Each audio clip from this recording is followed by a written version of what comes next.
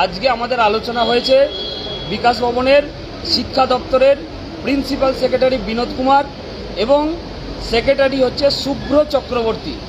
এনারা দুজন ছিলেন আমাদের সঙ্গে। প্রথমত আমাদের প্রথম আলোচনায় যেটা উঠে এসেছিল যে রিভিউয়ের বিষয়ে সরকারের স্ট্যান্ড পয়েন্ট কী।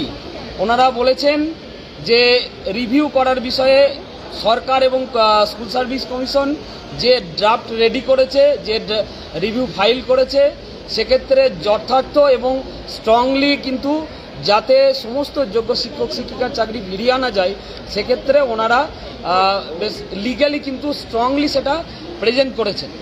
তো সেটা আমরাও দেখেছি যে ড্রাফটটা সত্যি ভালোই হয়েছে, কিন্তু সেই রিভিউটা অ্যাকসেপ্ট করার ক্ষেত্রে যে রাজ্য সরকারের যে ভূমিকা, যে তৎপরতা, সেই বিষয়টার ক্ষেত্রে আমাদের একটা প্রশ্ন ছিল। ওনারা বলেছেন যে রিভিউর অ্যাকসেপ্ট করার বিষয়ে তো পুরোপুরি রাজ্য সরকারের হাতে থাকে না, সেটা সুপ্রিম কোর্টের একটা প্রসিডিওর মেনটেন করে হয়।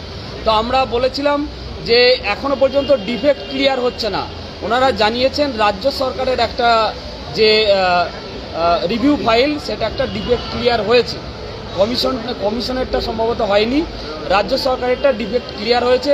তো আমাদের প্রশ্ন ছিল যে সামার ভ্যাকেশন চলছে, জুন মাসের 1 তারিখ পর্যন্ত যে একটা পার্ট হিয়ারিং হবে, সেক্ষেত্রে কি রিভিউ অ্যাকসেপ্ট হতে পারে? তো ওনারা বলেছেন যে এটা আমরা তো চেষ্টা করছি, এটা এই বিষয়ে কোনো অ্যাসিউরেন্স দিতে পারেননি। দ্বিতীয়ত হচ্ছে রিভিউ কি অ্যাকসেপ্ট হবে, সেক্ষেত্রে ওনাদের একই প্রশ্ন, একই উত্তর যে এই অ্যাকসেপ্ট হবে এই বিষয়টা পুরোপুরি আমাদের হাতে নেই, আমরা বলতে পারবো না।